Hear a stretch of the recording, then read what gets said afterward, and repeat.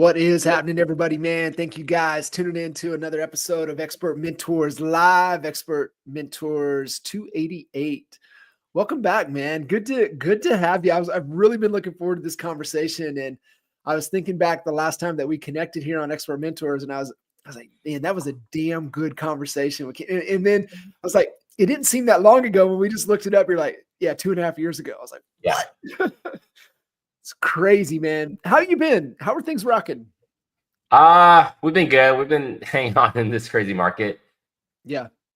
And for folks listening in, out in the East Bay area, out in California, really primarily more of the Oakland area.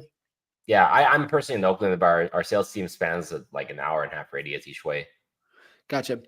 How, you were talking about some of the things that you were really proud of last year. And I think that might be a really good way to kind of kick things off. Obviously, we know the coasts usually, set the trend for what comes into the middle of the US. And I think it'd be kind of important for everybody to understand, how you navigate it 2024 and really setting the way into 2025. And definitely some of the things that we want to touch on as we're talking about leading through change and staying ahead of trends and kind of where we're seeing things going. But man, I would love for you to just kind of unpack and share the things that you were really proud of last year. Yeah, our sales team last year, our sales volume last year dropped about 3% in volume from the prior year, which isn't too bad considering what's happening in the market. And prior to that, we dropped like 15%. We took that big hit the first year, I think when the market was down like 30. And then we also last year had 90% retention of our top 50 agents. We started with around like 205 team members, and we ended the year around 190. So wow. We were able to because a lot of people left and came, especially a lot of people are like not reading their licenses, but we were able to do same production with way less people, especially coming off a year. So we were proud of, having our top agents do more business. What did you focus on for that to be true? We stopped trying to. I know we brought on 100 something agents, but we that was a slower year for us. We didn't do that many events. We didn't do social events just to bring in people. We didn't do panels. We didn't do mixers just to recruit for the sake of recruiting. And we were able to hammer down on just team exclusive events, more dinners and more lunches for our top agents, putting together more workshops and training. My sales director put together like an intensity workshop, which is a pretty hardcore 5 to 6 week boot camp where it's just activity based. We enrolled a lot of agents into like a recommit lighter version of boot camp. So we made a lot of efforts to have agents narrow down, really fine tune their calendar and making sure they're truly productive and not just busy every day. So just less, it seems like a lot still, but like we usually lay out our calendar for the year, but we shrunk a lot of stuff we did. So we did more, but at higher, just high quality work, I think. Gotcha. Really pouring into your current team members and giving them lots of attention and lots of love. Yeah, I would say that probably really significant in the retention side of things with your agents. And the ripple effect of that is higher production, being able to spend more time with them. Yeah. And then the in-person relationships, like we have 4 people on the leadership team, and I would say we all have different closer friend circles. Like I play video games with one group of my agents. I go biking with a different group. I do dinners with another. I hang out like just different, building different relationships in different ways. And then my sales director, they also invite people over to his house. They go out for lunches and stuff. So just different kind of breaking down our roster and forming different relationships in different markets with our agents. We kind of got the term like re-recruiting. You're constantly retaining and re-recruiting your agents to make sure this is a place they want to be. And they're happier. They like being here more. So then we shouldn't. If they're comfortable being here, then the production goes up higher. They feel acknowledged. How do you juggle so many people? Is it more, by committee? Hey, we're throwing this out there. Who wants to join us? Is it more of you personally being intentional and personally reaching out to them and staying, really trying to engage the conversation? We Well, we have group coaching calls with my director of sales. He does it 3 times a week, 8:30, 9:30, and they're pretty well attended. Around like 40, 50 people from mostly our team, probably 90% of our team come out. They talk about their day, set them intentions for the week, talk about the wins. They get pretty vulnerable in their personal lives. So that connection builds. We also have a couple different online lead platform partners, and many of the agents partner up on deals. Example, we're a Zillow seller connection partner. And then if you want to be in the program and you get a connection, you're required to work with a junior agent on it. We're constantly helping agents form relationships in the marketplace. So I live in Oakland. We have offices as far as Stockton, which is an hour and a half east of us. And we had office. We recently closed down our Sacramento office after 3 years, but we had an office in Sacramento that's an hour and a half north of us. So when agents, are working with buyers that are migrating all over the Bay Area, they're usually partnering up on the deals instead of just referring out. So that creates more stronger relationships within our company. Dude, I love that.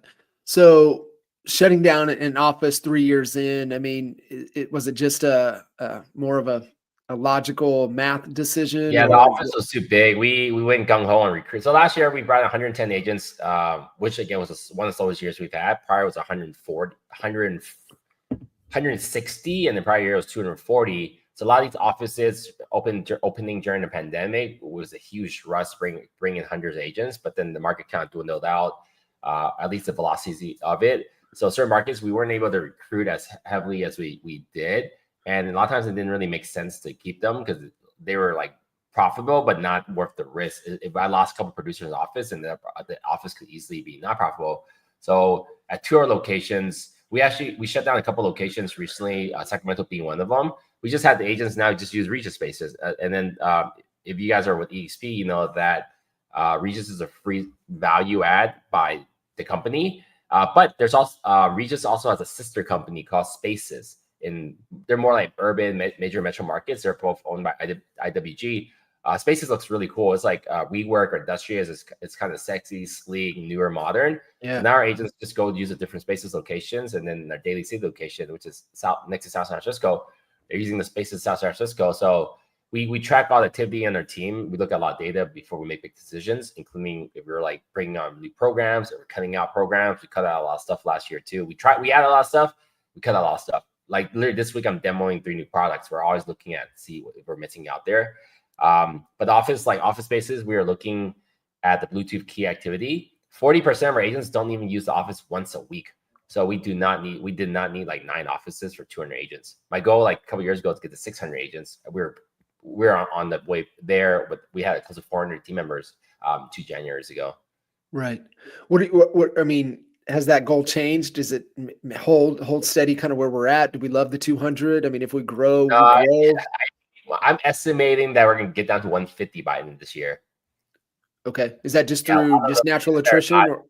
Yeah, just attrition, just normal attrition in the market. Way less new agents are coming in the business. A lot of agents are not renewing their licenses. It's kind of sad because like just in the last month, 4 agents, we find out they leave the company because EXP emails us, hey, they're no longer licensed, so or didn't pay their dues or something. So then they got dropped. So we work with a lot of new agents on our team just because we are a newer team. Our average tenure might be around like 3 years on our team. Gotcha. So we saw that as an opportunity to focus on to see if we can increase that. To increase the tenure or increase the count? increase the tenure, increase the like over time like I said, we had 90% retention of top 50 agents. So the agents who start here continue to develop their businesses. It's really fun watching the evolution too, because this is my 6th year on this team. I've been doing real estate for 17 years, but bringing a lot of these like newer, younger junior agents, but now they're starting to like get their listings and getting luxury listings. So we're our messaging and branding in the market has changed quite a bit because again, my average age is probably 29. So taking it back a couple years, we're a bunch of like 25-year-olds running around. I'm 40. So I run the team of younger folks.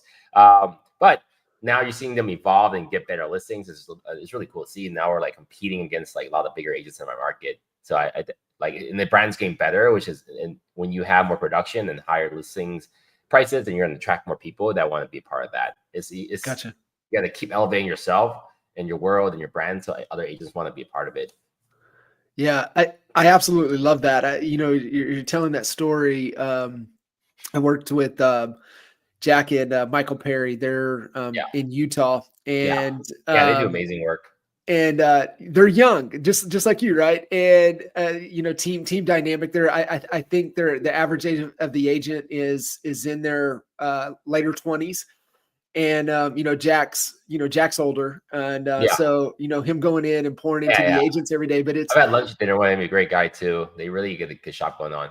Yeah, they do, and it's interesting because of what you're saying is they're seeing the same thing as well, and pretty similar of how how you built Michael, really a lot of Instagram, everything, and just kind of how you built your business, and so it's really interesting to see kind of the evolution as the more they stay with you, the more they grow, and the more that they're able to elevate their business. Yeah, like crazy thing is our number two agent right now has 5 years experience. He's been with me for 6 years experience. He's been with me for 5 years. And our number one agent got licensed 2.5 years ago. So for the company, for unit and volume, he just works hard, open houses every single weekend, hustles, social media, won like Rising Star Award. I think won like a real estate trend maker award. So like on our team last year in California, Rising Star is kind of the Rookie of the Year award. It's recognized by California Association of Realtors. We had 2 of the 10 spots out of the 10 in California, and in 3 years ago, because 2 years ago we didn't have anyone win, but 3 years ago we had 3 out of 10 spots. There were 10 team members, and 2 of the 3 did like 25 deals their first year in real estate. So like we instead of saying, oh, we're great, you'll sell more homes here, like here's examples of agents who have started with us brand new, zero experience in business, and able to build their businesses really quickly in the first, second year of business. So by using those avatars, we may attract more people like them. And is it the agents that just come in, follow the process, don't, like push too hard against it, just do what you say, they come in and they just execute? They show up to like the training and coaching. Um they take feedback and constructive criticism really well, and they ask a lot, they ask questions. I wouldn't say they ask a lot of questions, because one of my pet peeve is running into agents like that ask way too many questions, the things that doesn't help them do any more business today. Yeah, like why do you need to know everything about the CRM before you just go pick it up and make your calls? Or why do you need to know every part of this contract before you're even gonna? I mean, there's so many different contracts, so like there's a time and place for everything, and too many agents are too stuck like overthinking everything. So the agents who just take action and learn as they go very quickly and ask the right questions at the right time, I see do really well. And it's the ones that show up the most. It's really hard to not be successful. You just show up to every meeting you should, every training, every lead, pick up your phone, like just really basic work, but they Yeah. do it very consistently. Kenny, you guys made the emphasis to go deeper with the team last year. I'm really curious how you guys communicate. What is the communication structure? What's the average time, where they go to ask questions, resources, what's So the we have the responsibility? coaching calls 3 times a week. We have open kind of broker room from 12 to 1 every day. Karina Demeter is our executive director. Kind of plays like a broker liaison. She gets updates from the contracts, deal doctoring, therapist, psychiatrist for the agents. She's a little bit all of that. And then we use Slack at a pretty high level. There's different general chat where you ask questions, and then a lot of people help answer that. And then we have like channels for open houses, showroom requests, buyer needs. Does anyone have off market? Here's my coming soon listing. So we have like 30, 40 different channels. And then every office location we have has their own channel. Every online leads department has their own stuff. Marketing department has their own stuff.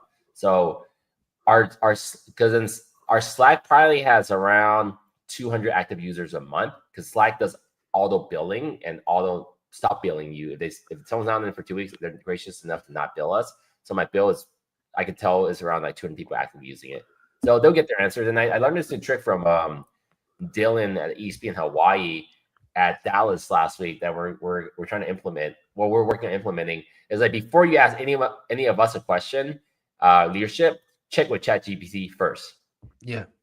Some guy asked me, how do you connect your zip forms to DocuSign? I was like, I just Google it. It's like send the link I Googled. It's literally it's right there. Like and then I already some agents like those are the things I'm mentioning earlier. Like they're asking questions that are not necessary. Like you gotta to be a good agent, you gotta be resourceful and be able to figure things out on your own. But you're asking me how to connect a zip form to a DocuSign.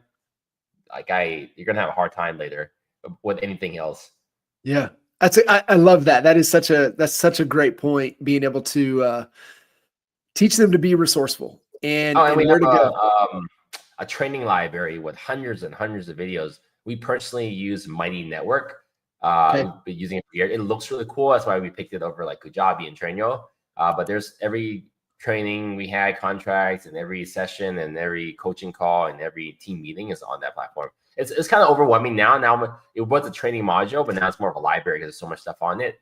We're trying to build out a new training program, like 10 video, 10 things in little courses, kind of like EXP University, but we're looking at working on doing that through Agently right now, an app that we use. Yeah, dude, that's so good, man. I love that. And so you built your business off of Instagram and have really been a student of social media at a high level, early on into the social media side of things. Where do you see kind of the emphasis with social media, with marketing, with branding, everything in general moving forward? Where is the main emphasis that you're paying attention to, that you're executing on, and having the agents execute on as well? So I follow a lot of accounts, a lot of people I don't know on Instagram. It's becoming more challenging to have a voice. So like the talking head stuff, it's kind of gone. Like it's not really the thing people watch anymore. Or the highly polished stuff. And noticing on Instagram, like home property walkthroughs or cool content. A lot of really great videographers. It's like we get hit up all the time with these young, new, just out of college videographer that will do content for free to build their book of business. But almost pretty much anyone can get really good content if you just hire the right people. So that's hard to compete now because you can be a new agent with really great content. And then on the other side, like where we seen work really well is just raw, authentic content that's not polished, not highly produced. This could be just be you sitting in your car, sitting wherever. Like I've done over 1,000 miles on my bike this year, bikes. So I'm always I'm on my bike recording content with no shirt on home, and that's just my normal thing I do. So people want to see just raw, unedited, and they want to hear your opinion. They don't need to. I don't think they want to hear top 5 things to do when you get in contract. They want to hear, my client got screwed over on this deal because they didn't watch out for these things. It's also, I guess, the hook matters a lot too, but telling stories and telling your opinion, I think is huge. People want to hear what you have to say, and they like the long form stuff. But at the same time, not everyone's gonna pay attention to all your stuff.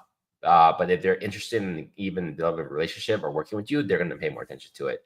So go for it. Like the likes are less important. You see people collaborate more. They're putting more raw, unique content out there. And if it's really good, I wouldn't call it cookie cutter, but if it's like a property tour or something that's more real estate standard, then you got to do it at pretty high. You should be doing it at a pretty high level with professionals. Gotcha. So when you get into the actual, I guess that's the point I'm trying to make. Yeah. yeah. So when you get into the actual product itself of the home, or that needs to be high quality. But as far as no talking head, professional quality, I mean, it just needs to be you, raw, in the moment, your authentic self, and tell a story and share your opinion. Yeah, we're seeing more. I got it from Min What's a Mortgage. I think a lot of people follow him. Like he came to speak at my office like last year and the year before. He said, consumers are looking for a BFF. They're not looking for a really high level educator, because then they might hear something from you, but then end up working with someone locally because they're just getting the information for you, but they want to work with someone they could feel like they can develop a relationship with.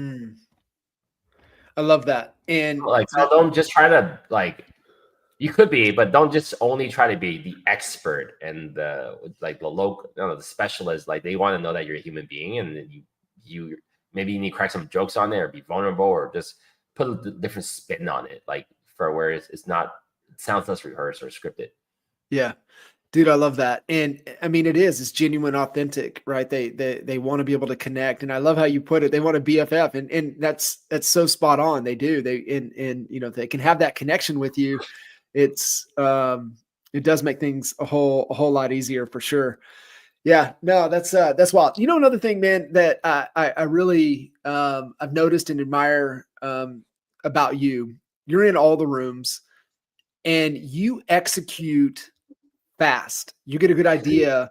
It is on its way. You are executing. Would you mind kind of sharing kind of your whole mindset around that, your whole kind of belief system, and then kind of your process to execute at a high Yeah, I level? think Because I that think people I think take that's where the agents are action. struggling right now. Yeah, I just who takes action the fastest will do better. I mean, Gary Vee said, I haven't heard him in a while, but like just imagine a single week. You and I both had 100 decisions to make, and then you take forever and you make hundreds of stretch, but okay, 100 decisions to make in a week, and then you take your time, you make 30 good decisions and 10 bad decisions. So it took you forever. And then if I go and make 50 bad decisions and also 50 good decisions, I've essentially, let's just say 60. I made 60 good decisions, I made 40 bad decisions. Yeah, I've made more bad decisions to you, but I've also doubled the input of good decisions. So like you're constantly driving business, you're taking action and learning along the way. So that's one thing I feel like I do really well in all aspects of my life. I just go do it and figure out the details later. Do you have like a kind of a filtering system, a process to make decisions? Yeah, for my company, we do. If we're looking at new products, I get all my leadership team on the call before we do something. Or if I'm just looking at something that's really prelim very early, I'll say, hey, look at this. We should take a look at it in like Q3. An example is like Monday. We use Monday.com to run their entire back end of their company. We looking at Monday for a good 6 months before I say, hey, this is the Q3 project. So all throughout Q1, Q3, we didn't look at it until it was like there. So when we look at stuff, we always like set time. What I've learned, because I used to stress people out all the time when I had so many ideas grabbing from these conferences and meetings, like everything was a priority. But now it's like, okay, take a look at this, or this is not in a rush. Let's look at this, so on and such. And then every time I have a new idea, I put it on a Slack channel, a private Slack channel with my marketing team. Hey, look at this template or this graph or this idea, and can you implement it? And then they'll come back to me like a week or two later with what the things. I say yes, no, give some feedback, and they keep moving along. So that's the cadence now. Before, like I just put everything on a notepad and send to my team, but now like we don't even put anything on like a checklist with a time, date, and who's responsible, which is getting kind of messy because we have had a lot of new ideas just this month. So we might go back to actually getting it organized. But for right now, the Slack channels and full conversations about each topic has sufficed. Man, I tell you, one of the best processes, I got it from the digital marketer crew, Ryan Dice and specifically from Ryan Dice, but it was his growth tool. And it was their spreadsheet to where anybody can go in and add what it is and the why it's important. And then what growth lever is it pulling? So is it pulling, traffic? Is it helping with conversion? Is it helping with fulfillment? Is it helping with retention? And what idea is it? But then what's really cool is putting it on a grading scale, right? To where you got to grade it on a scale of 1 to 10 for implementation, right? Can we implement this fast? Is this going to take a year? What is it going to take? What's the confidence that we can get this implemented? Like we're world-class at this, or like, dude, we have no clue. And then the ease of it. Like we can get it done in an hour. We can get it done in a month. We can get it done in 6 months. And you just grade it on that scale and you let the numbers shift out. And so like when you guys made, the decision, like, hey, let's tighten up and let's focus on retention. Then you can look at that sheet and go, okay, well, what are all of our best ideas for retention? What grades the highest out of retention? Hey, do we want to focus on these? So I thought that was a great way to have a system to where because I mean, you're in so many rooms, you're seeing so many ideas, which is your job, right? As CEO, head of the company, to have all of these ideas. but creating a good process to where you're not, like you said, overwhelming, the Yeah, we organization found all the to right implement. levers and things we've done, like all the stuff I mentioned earlier. And then like now this year we are looking to grow a little more because to compensate for the attrition. Some things we launched recently is now that we have a clear understanding of what has worked, but then we know how much still work. They're not going to give us extra or because then we've been doing it for a while. Like this week we had our team meeting, annual team meeting in person. It's super fun. Like 100 people come out. But we had these like bingo card things. So the idea is not even fully implemented. We have the bingo cards. We got people in the columns and groups, teams of 7, and then we're trying to get to the black out entire bingo card. Zillow, you make sure you got all your headshots done, your updated profile, a pending escrow here, attend something. I don't even know what's on there. Like I don't know all the details of my company a lot of times, but we know that we don't even know what the prize is yet. I think it might be a ticket to EXP Con for all 7 people or a ticket to a different event. But we're trying to get them in because we've been asked a couple of times, like, hey, we want to work in teams again. I know we're one big team and we're more like one company, but they want to kind of like have more bonding and collaboration. So now we're having these groups of 7 do that. Another thing we're planning out right now, I don't have all the details, is do a First Friday. In Oakland, First Friday, it's when people come out in the city of Oakland, they, the street booths and drinks and stuff like that. So we're trying to do First Friday in the office where we'll serve both non-alcoholic and some alcoholic beverages and get vendors out there. And it's just like literally just a mixer just for the sake of mixing. And another thing we're going to do when that opens up the space and gets people seeing it, like twice this week, different companies. One is I don't even know what it is. Like a lender is holding an event, a mixer event for like 7,500 people. I was like, yeah, like, and I'm actually volunteering my space. I actually want to get more future business partners in my market to come use my office. I have a really great event space in my Oakland office, like a 9,000 square feet warehouse. I want more vendors to come use my office space, and I'll offer it for free because it's going to get people into my door and they can see the space and then inquire about like our team.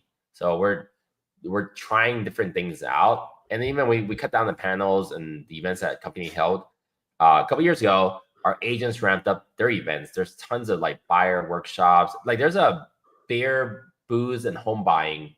No, it's a bear dogs and home buying workshop this Saturday at my office. So then the door knock in the neighborhood and it's this cute flyer. So agents are doing all kinds of things to get their creative self to use our spaces to bring in business. And then I saw this post by some my friends in Scottsdale. They did like a Women's Day thing. I was like, oh, that's really cool. So I sent it to my partner Elias, and then he sent it to our Stockton office, which is like there's a lot of girl power in the office. And now they're organizing some big event next week at that office and bring in like local agents. I think, and then next month we're flying the speaker to that office. So all this is like within the last 2 weeks. These are all completely new ideas. So I think having a company at this size and scale, we can play with a lot of ideas, because every time we have an idea, I'm just intending every event to be like 20 people. So we have 200 agents. Like I don't need to do an event and expect even like a quarter to turn out. So we can try little things and it works well. Then another agent in my office might want to do it. That idea might lead to another idea and so on. Yeah, you encourage that, and it's just the culture that you guys have created. And no, I think it's amazing, and I think it's the thing. Kind of, we're kind of around trends and heading into the future, and what we're seeing. I think it is more collaboration, going deeper on relationships is Social really media, key. we randomly that women idea got sparked because I didn't realize it was Women's Month. I thought it was Women's Day. That's my fault. And then it was like, okay, every year we've done it, or this year we almost forgot to. Like, why don't we? Oh, we also have like 3 full-time video editors on our team in the Philippines. So we're asking the agents to we have 2 studios, go to the studio or shoot from home, and to cut a video about who was a very influential woman in your life.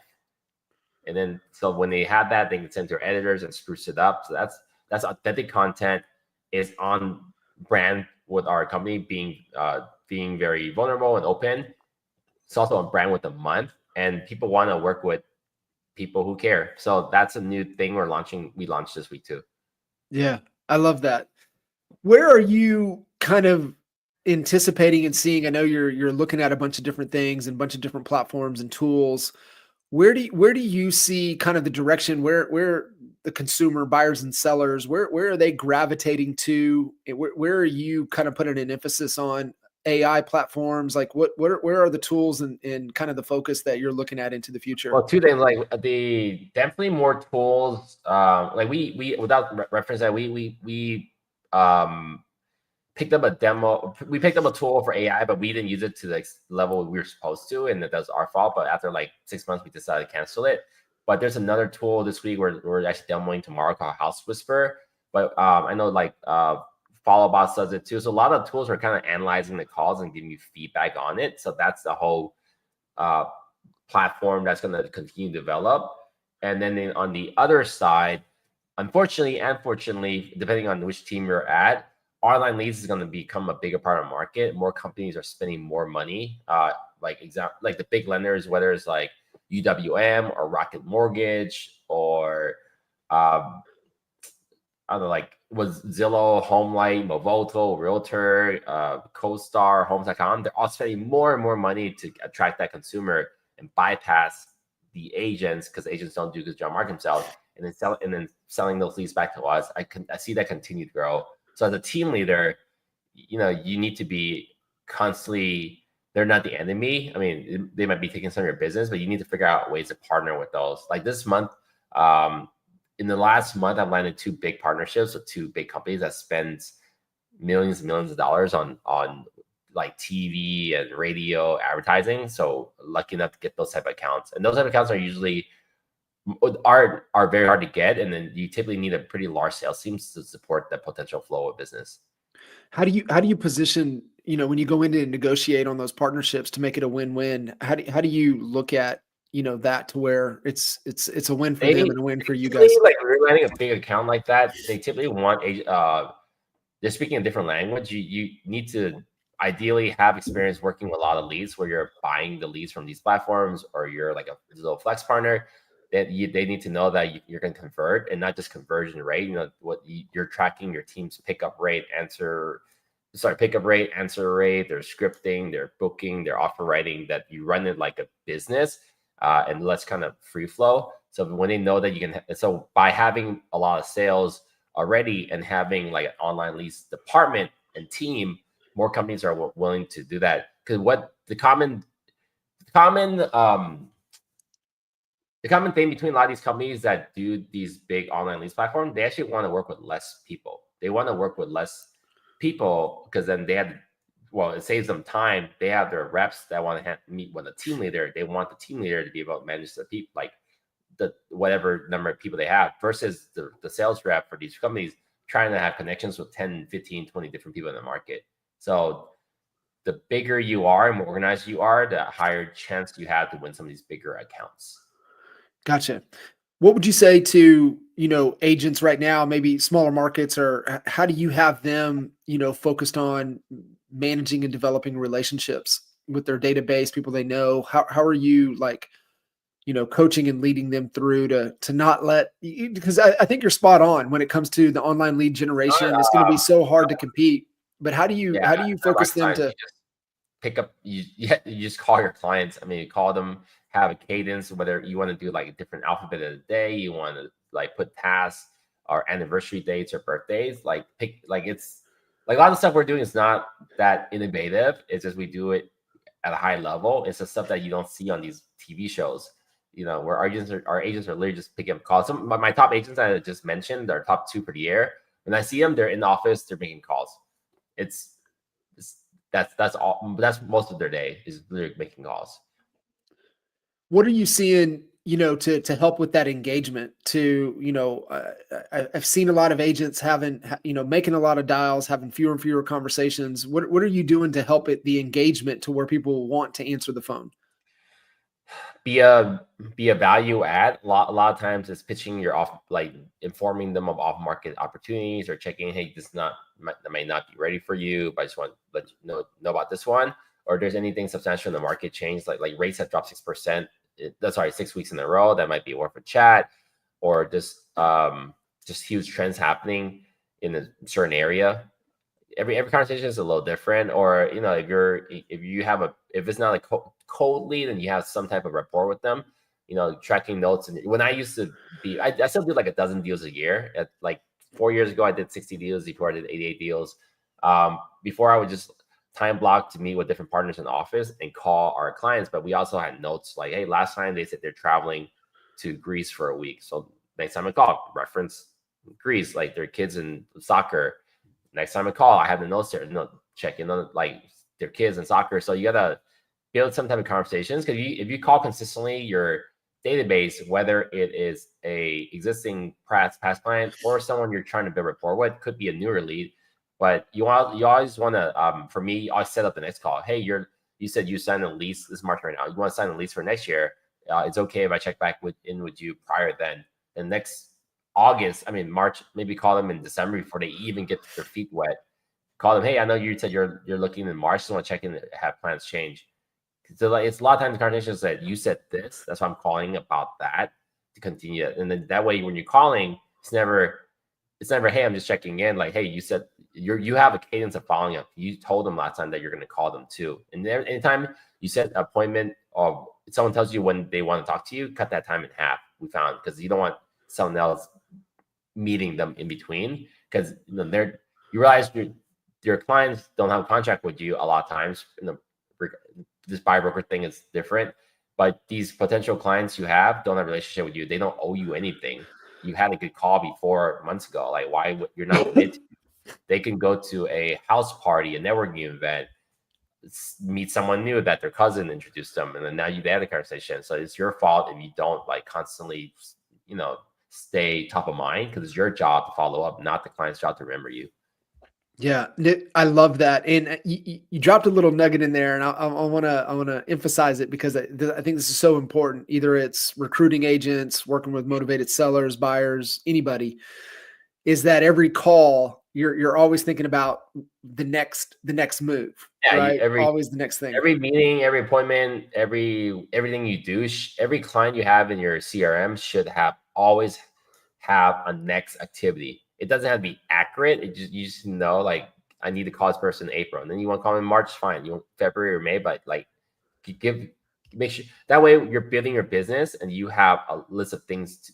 You constantly have a list of things that you gave yourself to do in the future.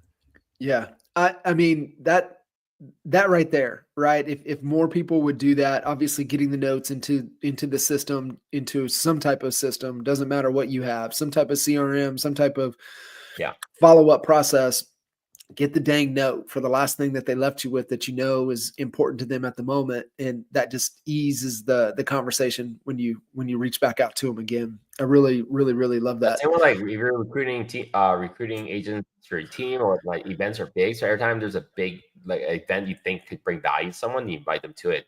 Don't invite them to every single event, because they're gonna be burnt out. They don't have that much time. So like the bigger events, like our annual team meeting was super fun. I think we had someone invited like 9 different strangers or people I don't know there, and then like I think 3 or 4 signed on with us in the last month. Yeah. No, it is. It's so good. Yeah, I think you really nailed it. What I heard, celebrating over the past year, just a lot of back to the basics and going deeper in on relationships and the fundamentals, and then really an emphasis on, those that are committed into the future. What's beyond this year? What are you anticipating, 3, 4, 5, years down the road? I mean, I think, 3 years from now could look completely different than it does today, but like, what are you guys' long-term vision that you're excited about with the company? I don't plan more than 2 years ahead, because everything is always, and I've been doing this a long time, everything is always constantly unpredictable. But we're really trying to supercharge our agents right now using AI. Like we're trying to get agents to use more ChatGPT by inputting their clients' objections into it and asking, how should I write this? We're taking their like HOA docs and disclosures into it, having it auto-generate templated emails based on previous prompts. So we're trying to have the agents do extra work where like most of us do not want to spend extra 5 hours on every single potential buyer, because we just don't have that time to do stuff. But how do you have a workflow where you're constantly using this ChatGPT and stuff to make it work, to make you work look like you spent way more time than you did, because previously 5 hours of work maybe can become pressed into like 20 minutes. Like a new tool that I really love that's been saving me a lot of time is example is something that Glenn's pitching for EXP is Fixer.ai. That this tool is like magic. I just signed up for 2 weeks ago and I'm really really impressed. Fixer will sit in your inbox and it'll write pre-draft emails for you. So anything that's worth responding, it's smart enough to worth responding to. It'll probably overwrite, like it'll write some extra emails that don't need it. But every time it'll constantly respond to emails, sit in your draft outbox, give you 2 options, and usually one of the options is correct. And then you just kind of delete some words and all that, so it thinks for you. And then now you don't get. I get about 3,000 emails a month on average. I use this thing called Email Report. I really like. It's free. I only respond 6 to 7 emails a day. So that's how I gauge how busy I am. Like I prefer the number to be lower. So like, oh, like 6 emails out, 100 in, it's pretty good. That means I'm not too bogged down. And then now this Fixer also like organizes your emails, labels automatically, FYI, market meeting updates, marketing. I didn't realize how many marketing meetings I get like 100. Yeah, like I get 100 emails a day. Probably Yes. marketing, but now I organize this. So now like I'm so like last weekend I went the whole week like way less stress, and on Saturday I caught a couple hours to read all marketing emails. I really enjoy my marketing emails, like the blueprint, the hustle, morning brew stuff. Like just I like tech news. So now it's all that. So like most days, like right now, I probably have like 5 unread emails. So Fixer will write the emails for you, smart enough, book your calendar, all that. So it's ideally it saves you an hour of time. And I beta test for 2 weeks. I want to get my teams using it. So you can use that. You can use ChatGPT. I'm trying to figure out how to this week figure out a list of questions to ask the agents, and then have them answer the questions to ChatGPT and help them write a nice bio. Because right on Zillow, like 4 or 5 of my team members this week all got leads. I got 2 this week, so I'm 2. I'm sorry. Like 3 or 4 of my agents this week got leads from Zillow without the flex fee. They've got the profile, they get like direct link. So now like we need to amp we need to like get better bios. And then we last month we shot like 10 videos. You could put a big video on your Zillow page, like a trailer kind of thing. So we're trying to get all of our agents to have a trailer video. But that's a big project to film 200 videos. So when we have ideas, we'll beta test with a small group before we roll it out. So that project could literally take me a year to complete 200 videos. And then the bios, I just thought of it yesterday. It's like, okay, that might not be done next month. It's not a priority project. Because one of my agents said, oh, I got a lead. I looked at it. She had an immediate typo in her first word. She had 3 typos in grammar in her first sentence. Like, this is terrible. I told her, hey, you need to fix this. I was like, how do I fix this at scale? So anytime I was running a small problem with the agent, I was like, how do we then roll it out to scale? everyone? Yeah. Kenny, I would love your take on this. So, we're talking about arming agents being able to utilize with with AI and all the tools and things that we have. How are you kind of starting to see, as the consumer, buyers and sellers, get a little bit smarter utilizing, or are already there getting smart using ChatGPT in their home buying and home selling search? How are you thinking about that? Personally, I don't have a lot of feedback on that because I don't work with a lot of buyers, so I don't know what the experience is like. But I would say if anyone's doing a high level, it's probably us here in the Bay Area, and we're in the Bay Area. Silicon Valley is an hour away in San Francisco, so I feel like the smarter higher end shoppers are probably looking up neighborhood trends and stuff with that data. This is related. I was in Dallas last week at the top ESP meeting. Tom Ferry spoke for 90 minutes, and he said Gronk is the AI built into Twitter or X, is the only AI bot that's tied in with today's information, because it's real time, because Twitter is real time, right? Like ChatGPT used to be, you get old information, or you can only find if nobody's writing it by, like no one wrote, what's Oakland's average price this week. I don't like, but maybe someone tweeted it randomly on whatever. So Gronk is probably the leading edge on that. Another way I've seen agents use it, like one of my agents, I didn't know, like one of my agents had a 50-minute buyer call. I'm actually on that deal too, a 50-minute buyer call with a new buyer, and he used Apple's voice memo. The voice memo. I was like, oh, I forgot you could do that. Voice memo. He's gonna take that voicemail whole recording, and then he's gonna put it into a chat GPT, and then have it was too long to break it down, but he's gonna do it half and half, and then have it give the summary, and then ask him to send me it. So then I don't have to be on this call for 50 minutes to get all the highlights, and he also doesn't go back and listen to 50 minutes and type all the notes and stuff. So those are some of the ways to power up the experience. And if you send it to the client, this is what we talked about. That's really impressive. If the agent's that organized, that chance of me wanting to work with that person increases by a lot. Yeah. Yeah. I really love it. I've, utilized just, do a lot of my calls on Zoom. And so just use the Zoom summary. And what I found is that it is just allows me to be more present in the conversation, because I know that it's going to summarize everything we're talking about. So I'm not getting distracted, taking notes, doing things. I'm able to really be present in the conversation. And so I could see where that would be really beneficial to the Yeah, experience. you're giving the yeah, like think about quote as like you're the buyer, your agent sent you a summary of your call, and now you get to send that summary to your mom in the different area because third homes have a down payment system. This is what we recap. So essentially, now you're getting the consumer, your client, to adopt AI. Yeah, and then it's part of their life now, and it's like, oh, this is kind of cool. Maybe they use it in the future. So like you're just building, you're using AI to create a better experience for everyone. So it's not replacing someone because I'm not reading. Depends on if it's a new building, maybe I have to, but I'm not going to read 300 pages of HOA docs for a couple of things. So, but now you kind of can, even so you're doing excessive stuff at a higher level because it's done for you. So now like you can build up your I don't know, your playbook.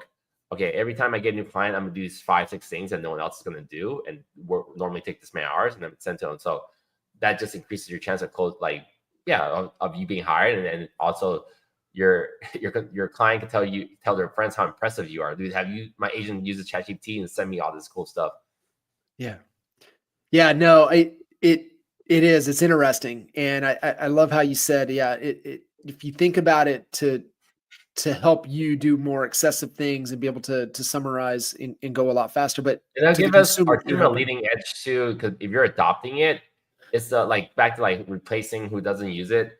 Well, if you're with a company, I'll say a traditional company, just a traditional company, maybe your sales manager is 30 years in game, hasn't sold real estate for 20 years, is not on social media, is not using AI, they're not gonna suggest that the company use it. So then people like on my team will constantly be ahead of most of the other companies in the market because what we found is like a lot of these sales managers and broker owners, they don't want to open up a can of worms. Like we'll tell you, I can't tell you use social media, I can't tell you use AI if I don't know what it is. But if I tell you use it and then you start asking me questions and I don't know, then it seems like I'm not that smart, and then now I'm screwed because then now they're going to try to find someone smarter to work for. So it's definitely it's opposite of abundance. It's a sacred opposite of abundance mindset. They don't want people to be ahead. Like, and then that's why I'm lucky to have the time and ability to go to these new rooms and constantly learn. And I'll learn something and not even be sure what it is. And I'll just like, hey, this is something I looked at. Like this Fixer app, I'm promoting it. I think it's great. I've only used it for 2 weeks. I haven't suggested to my team yet because I'm still beta testing it. So, like as a leader, if you want your team to do more and become better agents, you also need to improve. And that's a challenge with a lot of teams because most people don't have the time to do it. Yeah. Yeah, spot on. And most of the time, because the team lead is buried deep in production, because they have to be able to do that, and their models off, and they're just not able to execute and dive deep and learn and continue to For like my role, all my title is just as visionary. I love my job. I love leading a team, not because I love leading the team. I love like learning stuff and being experiment with different things and then apply it to my team and see what works. So we're like, it's I don't know, it's like my own lab, like science. Yeah, lab science you're project. definitely in the lab. Yeah, for sure. It's so good. Kenny, brother, I appreciate you jumping in here, really, embodying what the whole Expert Mentor series has been about. And I think next month will be 7 years of 6 years of Expert Mentors Live. So Wow. It's And look, been you're probably one of the most consistent people that in the game. Yeah, well, I think that's how I got nominated for it when Kyle and Dan Yeah. went to Jay about, hey, we need to do something like this. Kinder goes, oh, there's only one person I know that will run with it, and so Like no, I like your sweatshirt a lot. In Municipal, I know that's a Mark Wahlberg, right? He's also one of the most consistent people yeah, like in the world. I think he works out like 4 a.m. every day, literally every day. He posts every about a day, lot. I every like day. huge respect. Yeah, he is. It is a great reminder every time I put this on.